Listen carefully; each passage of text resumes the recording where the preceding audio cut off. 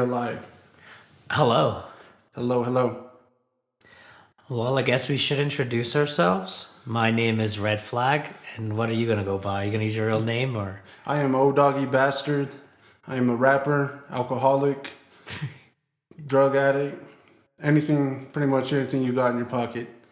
Oh, we're just going for it. Okay, yeah, I guess so. I guess I am Red Flag. I am also an alcoholic, and also a dancer. I love to dance. He loves to dance. He gets up all in there. Disco, fanboy, anything. Oh, I'm a femboy. I guess I learn new things about my femboy. So welcome to the first episode of Alcoholics UnAnonymous. Alcoholics UnAnonymous. the show where we talk about everything you're comfortable with and not comfortable with. We're going to share our viewpoints, what we've gone through, what we're continuing to go through. And I guess one of the fun points of the show is that one of us might relapse at any time, so stick around. You don't know when it could happen. Yeah, it really can. Anytime. Anytime. That's what's Anytime. fun about this. So join us on Yeah. our journey. Anyone else who's curious, who wants to ask questions, wants to figure out how to get out of that hole, come join us on this journey. Stay anonymous. It's okay. We have no shame, so we put it out there. Hopefully it helps people out. Yeah, anything you would like to say? You pretty much said it all. If you have any questions, you want to send in your war story, you can send it. I'll put it up on the screen. It'll say, "Oh, Doggy Bastard." It's all one word. You can send it to my Instagram. We don't have an email or separate Instagram for this yet because this is our first episode. So we're just going to wing it, get right into it. I guess the first thing I could think that comes to mind is war stories. We do talk about war stories, so if you're triggered, that's on you. You could stop the podcast anytime you want. We talk about all that shit you're not supposed to talk about and recovery. I look at it more as what do you call it? I look at it more as exposure therapy rather than trying to glorify or anything. It's just stories. I agree, definitely. And yeah, no, if you want to get a hold of me, I am Red Flag Comedy 4, one word, no caps, on TikTok or Twitter, whichever you'd like to approach us. Well, let's just get to the episode. The title of this episode is Ever Had Your Shit Pushed In? And this is a topic that came up between my co-host and I when we were talking about the throes of addiction and the things it can make you do. And it made me curious because we've both been addicted and we've both done things we're not proud of. But I was curious to ask him, did you ever give up your cheeks for your addiction? Never gone that far. Would you ever? Do you think you were getting close? No. My Are thing you was, sure? no, I'm pretty sure. If that were to ever happen, I'd have to be in jail. And the closest I've ever gotten to Giving up your cheeks? giving up my cheeks would probably just have to be jail. But no, as far as I got with my addiction is I would start stealing. I just steal beer. I used to. I think you were with me one time. Yes. Don't do this. I don't recommend this at Don't all. do it. But I used to go to a grocery store here in our nice state. I used to go to the nearest grocery store, and then I would load it up with groceries. Had EBT at the time. I would go grab 12 packs of whatever, put it in there, go to the self checkout, then just buy my groceries, get the receipt. Put one alcohol 12 pack, put it there just so it's on the next receipt, and then I just put the other ones slightly, just make sure no one's looking, slightly into the cart, and then pay for it, and then walk out like that. And it's worked like two times. The third time, the dude ran out after me. They caught you? Yeah. And what'd they say? Oh, this wasn't paid for, and they just took it back. I got lucky with that because he could have easily just fucking called the cops, but I would have ran anyway. And did you keep going or did you stop stealing after that? Shit. Here's a story for you. Okay, I would love to hear it. We're here for stories. All right, so this one day our good buddy who likes to slang picked me up. He's like, "Yo, you want to chill?" I'm like, "Yeah." I picked up a pack of White Claws. Then he said, "You want to go to the mountains? We'll go chill up there." I'm like, "Yeah." So we went to the mountains. On our way there, he's like, "Would you like would you like a Xanax? I was like, A fuck. Xanny, okay. Yeah, I was like, a fuck full it. bar? Full bar. Full bar. No, my bad. No, half bar. I remember. Half bar. I was like, give me half. He's like, all right. Drank it, and then I went like 3 beers deep. And I was like, oh yeah, we're having fun, blah blah blah. And then I was like, you know what? And I'm like, I'm not really feeling nothing. Give me the other half. Give me the other half. And then same thing. I was like, this is cool, but can I get another one? He's like, whoa. I was like, can I? I'm like, just front me another, just one. He's like, all right. We get to the mountains. It's cool. It's fun. We just chill there for a minute, look at the snow, have our couple of White Claws, get back in the truck. Excuse me. Then we drive back down the mountain, and then I'm like, yo, can you front me another one? I'm like, this is like this. I'm starting to feel it, but I feel like I could feel it more. I'm not blacked out yet. Oh, I didn't say that. That's what I was thinking. I was just like, just front me another one. He's like, all right, I'm down. Okay. Gets another one. Then we hang out for a little bit. We park in the parking lot where I lived. Yeah. And I was just like, we just sat there and talked for a minute. We just listened to music, whatever. And then I'm like, all right, I'm going to go. And then I got out and my legs were just jello. I just plopped down right onto the floor. Crumbled right onto the floor. And then after that, he helped me get back to my apartment. Yeah. And I got in there and I just crashed out for the evening, woke up around 8 p.m.-ish. And I was like, fuck, I'm like, I have to get up now. I had money too. Yeah. I had money at this How time. much did you have? I had over, like, I'd say, like, probably over a couple grand. Wow. That was what lasted me from the time I was in my deep addiction till I had to leave, till I got kicked out. Yeah. Anyway, I had money, so I was just like, all right, I got to get up now. I got to go grab alcohol, because if I do not have alcohol for tonight, yeah, I will be in the hospital because my withdrawals were already getting there. Yeah. So I chugged whatever. You were in deep. Yeah, I had like 2 White Claws left. Oh yeah, it was White Claws. And I chugged them both, and I said, all right. So I went across the street. There's a gas station I go to. I walked in, grabbed it, put it on the counter right away. Lady's like, nah, you're all fucked up. Oh. She's like, you gotta go. Sorry, no, not selling to you. And I try to argue. I don't even remember. That's never worked. When has the history of drunks that's ever worked? I know, but I was like still a little zanned out, and I was still buzzed from the fucking, like, I slept for maybe like 4 or 5 hours. Yeah. And then I was like, and then I just left. I was like, fuck you, bitch. And then I left. And then I left. In your defense, she was a bitch. Yeah, she. Drunk or not, she probably was a bitch. No, she is. It's funny because I used to work at that gas station, and she was my co-worker, and she can be very bitchy. See? Anyway, after that, I walk all the way to that same grocery store. I try to do the thing, and they're like, no. Or actually, I was walking already, and they're like, no. They're like, you're all fucked up. You can't. No, we're not gonna sell to you. They're not gonna sell you. So I was like, all right, fuck it. So I went back to the fucking area where the coolers were. I grabbed the same 12-pack and I tried to walk out with it, and they're like, no. I'm like, fuck. So you thought you could get away with it. You said, fuck it, I'll try it. And it didn't work. Okay. They just kicked you out then, right? Yeah, they're just like, leave. I'm like, all right, fine. I left. So I just went to the dirtiest, ghettoest gas station, had a mask on. It was still COVID, 2022. And I just went and grabbed one. I grabbed I think a 12-pack of like high gravity malt liquor and put it on the counter. Gave the dude a 20. He's all right, thank you. And then it was done as that. But that's not even the worst part of the story. The worst part is I got it. I got good and liquored up. I was like, fuck yeah, I feel fine. I feel great. I'm like, I want to work on music. So I didn't have my laptop. And one of our endearing friends, I had left the laptop at his apartment. So I was like, shit, I got to get up and I got to go get it. I was still pretty zanned out. Like I could still feel it. So I said, fuck it. I put two beverages in my bag, got my bag, walked all the way to his apartment, knocked on the door, not there. I remember this. Oh my god, yeah, What'd you do? Not there. I was like, fuck it, I need it. And I took liberty and broke the fucking door down. He broke down the door like a madman, like a thief, just boom. And it's so fucking odd. Go on. I could have gotten that's fucked up to say. I could have gotten away with it, but the only thing I didn't take was my laptop. So wait, you crashed the door and just left the laptop? No, I crashed the door, grabbed my laptop, and just left. Grabbed the door, put it on so it looks like it was closed. So no one's gonna notice? No one's gonna. In your mind's eye, it did make sense. Yeah, when I'm zonned out, it didn't make sense, but That's amazing. I was like, "Fuck!" I'm Oh like, my God. I felt so bad after. Once I finally I can't sobered up, imagine the guilt you felt. What did he tell you?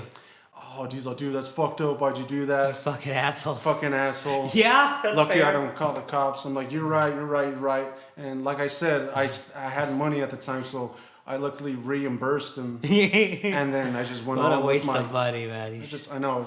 It's a good story. I'm glad you did, though. Otherwise, we would not have this story. So we've learned. But that's like that's one of my worst days in fucking. Okay, that's fair. Okay, since you told the story of you stealing, I'll tell one. I got addicted, but I never went to the point where I was stealing a lot. I stole once, maybe just once, like about a year ago. I stole once, and I was at the checkout and I was checking out, and I wanted a 99 because that's what I was addicted to at the time. Yeah. And this is what I did. I technically didn't steal it because I technically bought other groceries, and I got the 99. I put it in my pocket. But I looked at the price of the 99 and I saw another item and I just scanned that like 4 times because I felt bad because I paid back double what the price was and more. So technically I didn't steal, but that's the closest I got to like criminal, like stealing shit. I never gave up the cheeks. I would never give up my cheeks, at least not for a 99. I'm worth more than that. But Yeah. yeah. Yeah, definitely. Yeah, I think that's a drug thing. Giving up cheeks. I haven't heard a story where an alcoholic has given up cheeks for fucking. Maybe some drinking. women, but I mean they'll give it up anyway. I mean pussy's the best currency to buy anything. Like Yeah. it goes pussy, Bitcoin, cash. Like that's like Bitcoin. that's the hierarchy of currency. In my humble opinion. Damn, fucking. The story of how we ever had your shit pushed in. Oh yes, because- where did that come from? The title of this episode. Let's get to that. Yeah, literally, I myself had just gotten. I'm not newly sober, but I had just gotten out of a 30-day rehab here in our town, and I got out. I'm literally a week out. I'm like 30, almost. I'm like around like 40-ish days sober. Anyway, I was in there, and I'm currently trying to like write a book, and I'm like writing, and then this dude who was just randomly sitting next to me for like groups. Yeah. He's like, hey, you ever had your shit pushed in? I was like, what the fuck? No. I was like, Just randomly just wanted to you. he was one of those institutionalized fucking old school looking cholos, but he's like New Mexican as hell, so it doesn't count. That's what really pushed me to want to do this podcast because that was funny alone. It's fun to discuss. And you said there's no Alcoholics Unanonymous anywhere, so it's our idea. No one can. Yeah. I'm sure people talk about addiction and stuff, and that's fine. But this is our version of it, and we're gonna keep doing it because it's fun. It's a lot of fun. This is fun. Yeah, this right? is fun. This is hella fun. Yeah. This is fun. And I like to bring out, like I said, the war stories since the beginning because there's like a big stigma around it. It does trigger some people, but there's some. It just depends who you talk to because they do get into kind of like glorifying, like, oh man, I felt like amazing, coked out, fucking girls snorted coke off my boner. That's it. Yeah, no, it's a little bit glorifying, but the point is to get people the stories out there so anyone who can relate can get help, and hopefully anyone does. Yeah. So if anybody needs help, hit us up, either of us. We know what it's like. We won't judge. Yeah. We've done a lot of bad things. We're not good people. Yeah. There's plenty of people who can attest to that. We're trying to be good boys, though, right? We're being good boys now. We are on no substances. No substances. Nothing. I'm not even on my anxiety medication that I have. I have it, but it's just in case. It's not controlled or anything like controlled substances. Exactly. But yeah, like we definitely been through it. I've been through the rehabs. I've been through treatment. I've been through the steps. I think the only thing I couldn't really relate to is like long ass jail time. I've been to jail twice, but it was just overnight for petty misdemeanors. Yeah, I've never been to jail, but I know what it's like to go through it. I've been to AA. I'm still coming through it. And like I said, they always say once an addict, always an addict. So it's entirely possible to relapse. So stay on this journey with us and let's see what happens. Yeah. Well, welcome to Alcoholics UnAnonymous. I'm your host, Redflag, and the co-host. Oh, Doggy Bastard. I'm also a rapper. I will put both of our TikTok, Instagram. I'll put both of our usernames up on the screen. So if you want to follow us, send a message, even if you're feeling down. We will like try and help any way we can. We are not licensed therapists. We are not licensed counselors. Nothing like that. So take everything we say with a grain of salt. He might be. I don't know. No, I'm not. All right. Thank you for joining us, folks. Have a good one. Later.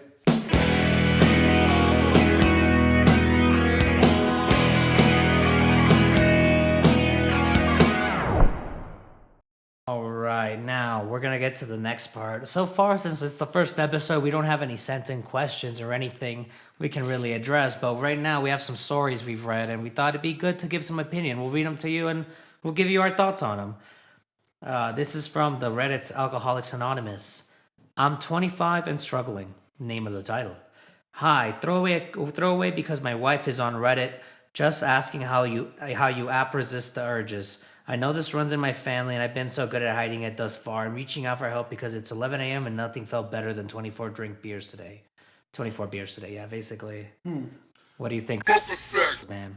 All I can think is like, what kind of beers, how strong, and like, why? Definitely. Can I see that real quick? Yeah, that's basically the. What do you think? It just sounds like someone that it hasn't gotten that bad, but he clearly knows he's drinking a lot that's not normal. So doesn't seem like he's gone to the point where he's destroyed relationships, but it's getting there. And he recognizes that. So I think that should be commended. The fact you recognize that. Honestly, yeah. You recognizing it is very good because shit, like, I mean, it's good in a sense because I did recognize when I was getting fucked up. I knew I was an alcoholic years before I walked into a room and said, because it's just what really matters is what you're gonna do with that information. You either go up or you go down. It's all up to you. If you want to stop, you'll stop. But don't. One thing that's always said too is don't ever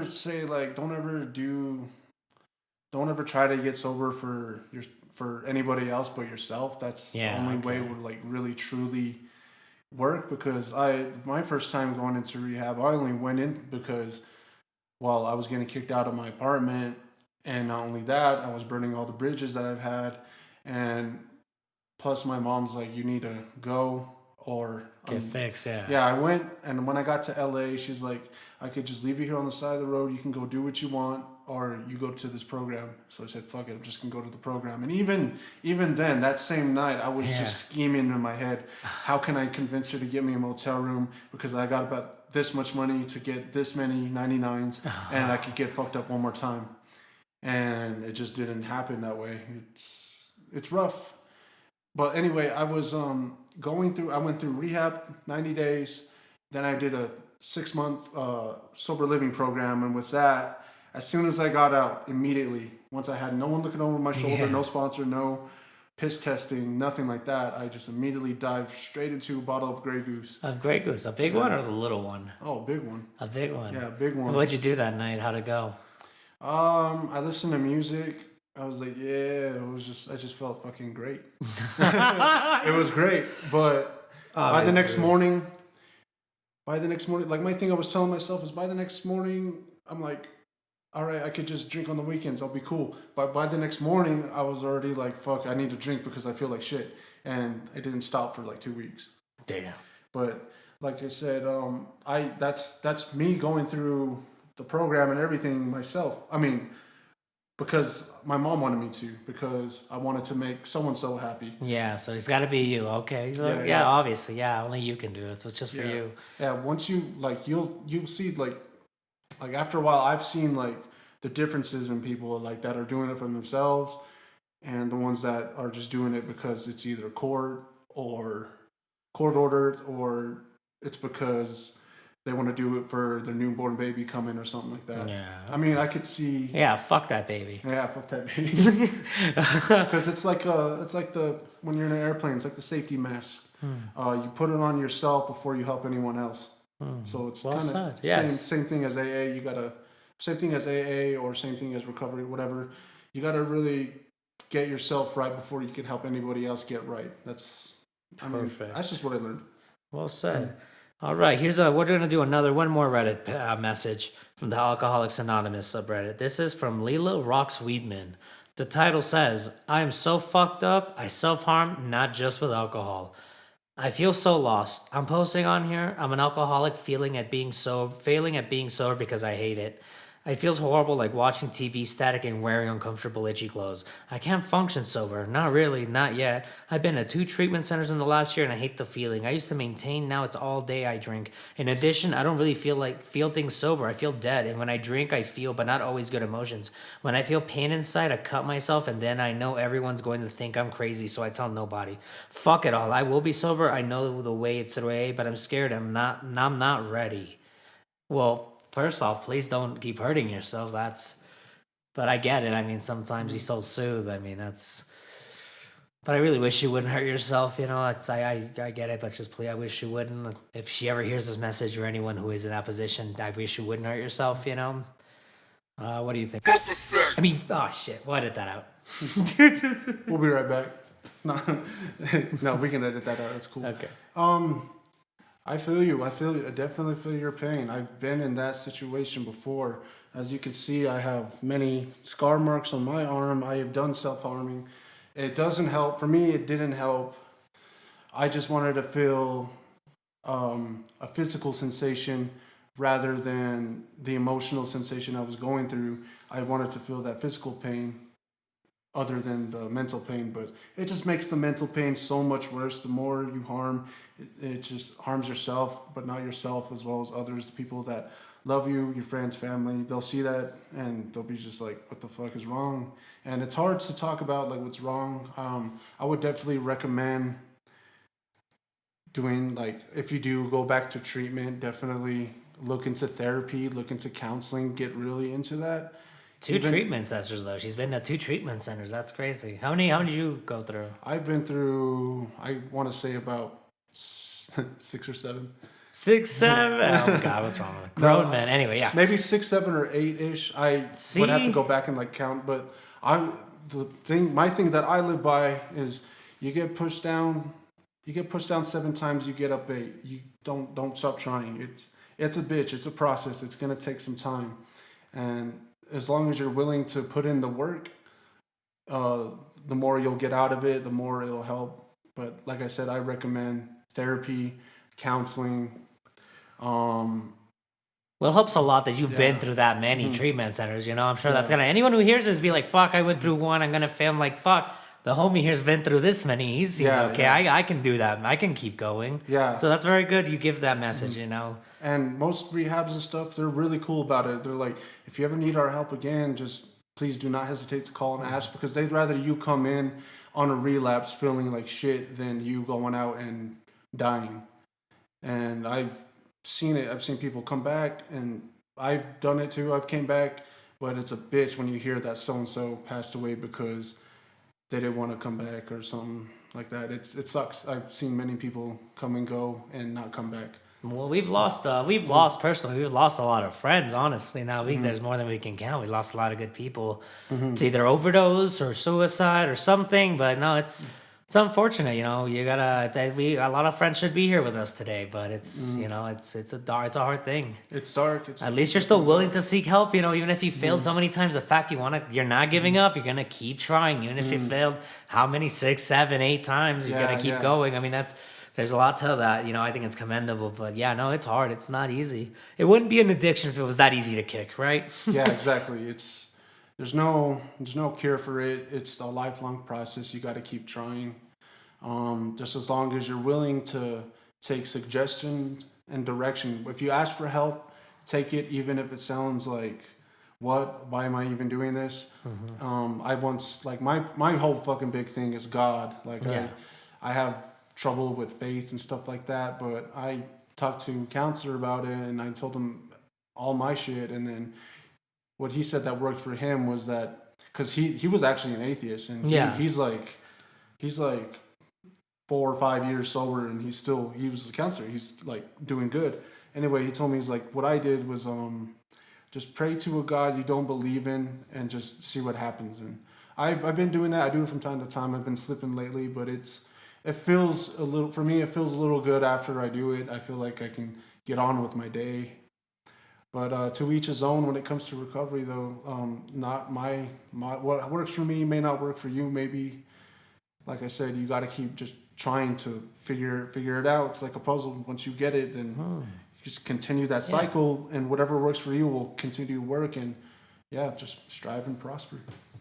Yeah, let's not forget the words of Carl Jung, who said that all addictions are a lower manifestation of your will to want to be with God. That's all these addictions really are. It's just you wanting to be with God, and we try to replace it with these things. I don't know. Maybe some people don't want to hear that. That's okay. But I think spirituality is just an important aspect of healing as the physical too. So look into that. Even if you're not a Christian, look into some kind of spirituality, because that's very helpful to connect with something higher than the self. I think that helps a lot. Yeah, with that, God is kind of that's what like AA and other people say. It doesn't have to be Jesus Christ. It doesn't have to be big bearded guy in the clouds. It doesn't have, like, I've heard it could just be like a doorknob. Just anything you can find that's used as a higher power. For me, I would say it's doing this, podcasting, my music, your hobbies, just stuff like that. Anything, like if I were drunk today, this podcast would probably get made, but it would never go out because it wouldn't sound good. It wouldn't sound. We would both be fucked up if we were left to our own devices today. We had the day off, and like normally we just get fucked up and just not even be conscious and probably mess the whole day. Yeah, we probably would never link up, but at least we're doing this. We're trying to do more positive things. Yeah. So thank you for joining us. Thanks. Taking shots with some dimes, so rockin' lime. I'm like, Pockin' is prime. The way you cupping my